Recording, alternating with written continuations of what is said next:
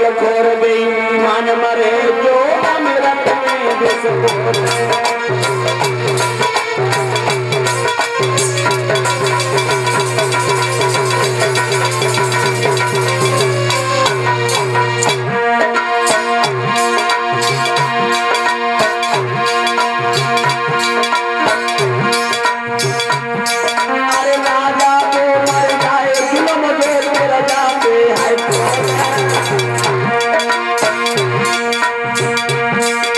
चुगल खोर बेईमान मरे जो अमृत में विष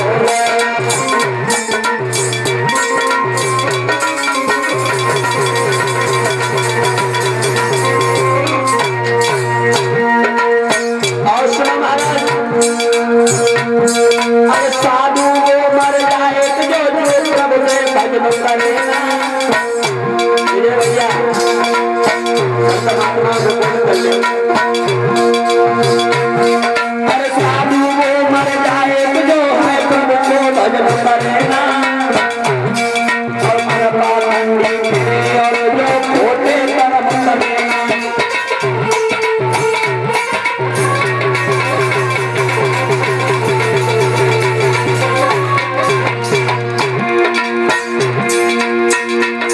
अरे बेटा वो मर जाए अरे जो देवी सन डुबावे, अरे बेटा वो मर जाए कुटुंब की खेती अरे बिटिया वो मर जाए अरे जो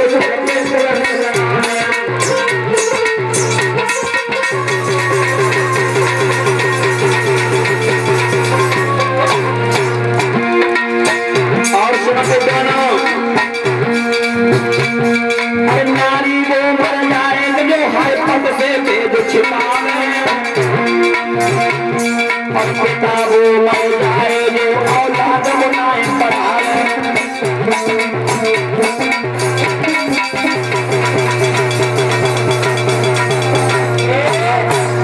विद्वानों, आज मैया ने बात कही है सैया आज जाओ दरबार में और मेरी बिटिया के लिए वो कोई लड़का अच्छा देखो। बाबा जी ये हर कोई जानता है, लेकिन माताओं को बात कहना चाहूंगा, अगर तुम्हें अपने घर की बिटिया का वो अच्छे घर में करवे होए तो ज्यादा बातों को ध्यान बिल्कुल मत दियो। परीक्षित महाराज सिर्फ 4 अक्षर याद कर ले। कौन कौन से? का, खा, गा और भा। जहाँ पे ये 4 अक्षर फिट हो जाए मैया अपनी बिटिया को खुशी से बड़ी शादी करते हो, जीवन में बिटिया को दुखी नहीं रहे। बाबा जी महाराज कहाँ से होता है कारोबार? जा देखो कि लड़का को कारोबार कैसो है, ऐसो तो ना कि लंबे लंबे जुल्फियां करके गांव की गली में चप्पलें चटकाते है। तो चुप्पा मना करता हो तो बिटिया करती है तो बिटिया दुखी रहे हैं। जा देखो लड़का का करते है कि ना करते है। का से कारोबार आया। खा से होता है खान पान। जा देखो कुछ लड़के का खान पान कैसा है, ऐसा तो ना सारे दिन शराब के नशे में घूमत रहते है। अगर तुमने बिटिया कहते तो बिटिया दुखी रहे प्यारे। उसके बाद आता है गा। गा से ये देखो कि ज्ञानवान है कि नहीं है। फिर आता घा। घा से होता घर बार ठीक ठाक बनो है कि ना बनो है। और जहाँ जो 4 अक्षर फिट हो जाए अपनी बिटिया को अपने यहाँ पही कर दो, कभी दुखी ना रहे। महाराज इधर भीष्मक चले हैं, दरबार में पहुंचे और दरबार में जाकर के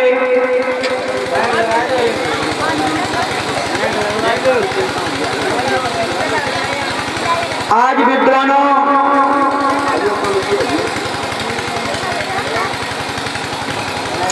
दरबार में कहा है कि मंत्रियों हे दीवानों, आज मुझे एक बात बताओ, हमारी बेटी शादी क्यों है और इतने भक्त बैठे हैं, किसी की नजर में कोई लड़का हो तो बताओ। तो कौन कह दे महाराज जरासंध कैसो रहे?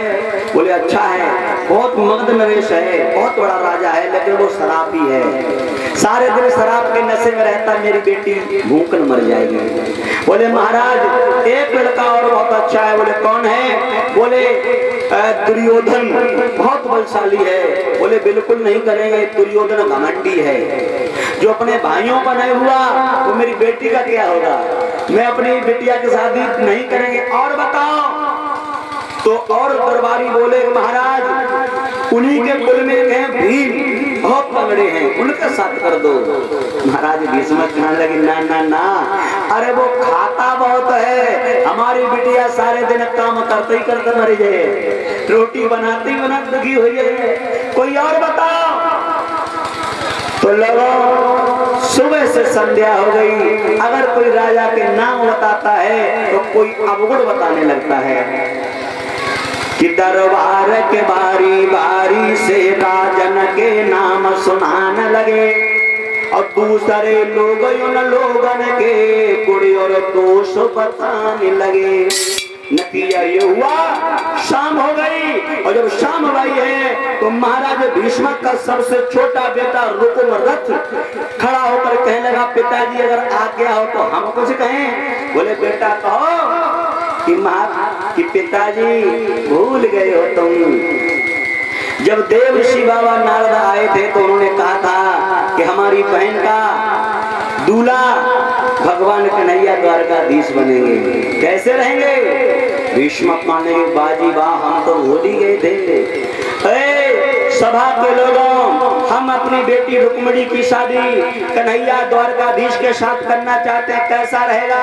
सभी ने तालियां बजा दी कि महाराज बहुत सुंदर रहेगा। अगर भगवान के साथ में रुक्मिणी की शादी होती तो जोड़ी बराबर रहेगी। तालियां बज ही रही थी और तब तक भीष्म का बड़ा बेटा आ गया रुकुम। बोला पिताजी मूसे से बैठे हो, कुछ जानते भी नहीं हो, तालियां बजा रहे हो, किस बात से तालियां बज रही हैं?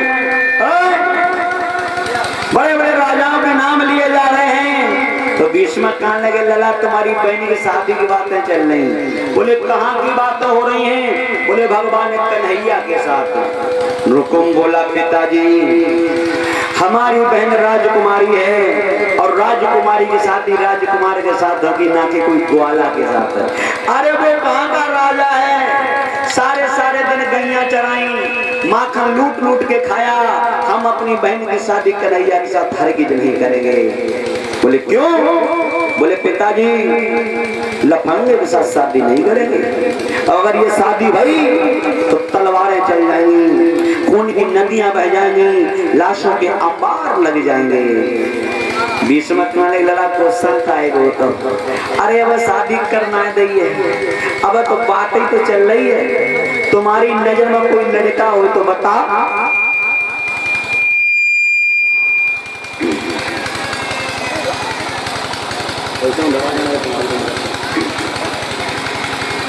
रुकुम समझा के बोला पिताजी बहुत सुंदर लड़का है, बहुत बड़ा पैसे वाला है, बहुत बड़ा रोजगार वाला है, कोई और नहीं, रिश्ते में मेरा साला शिशुपाल।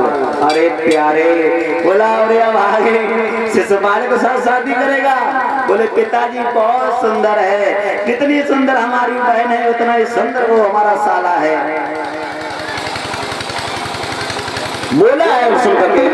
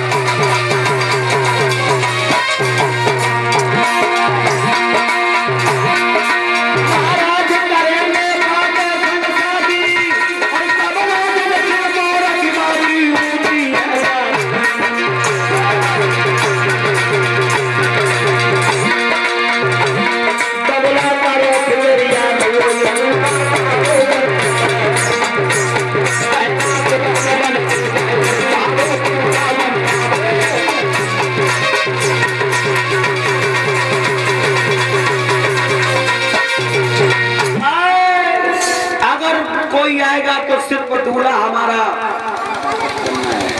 प्रसाद की जब आरती लगी भाग लेके जाए। अगर भगवानों चढ़ाओ है तो कुछ देर भोग लगो राती नियम होता पिता इंतजार करो जब आरती उसके बाद मांग के ले जाओ प्रसाद, ये नियम होता करना था। प्यारे आज पैर को पटकता हुआ वहां से चलाओ कहा पिताजी अगर तुमने थोड़ी भी चालाकी की तुम्हें लाशों के अंबार लगा देंगे।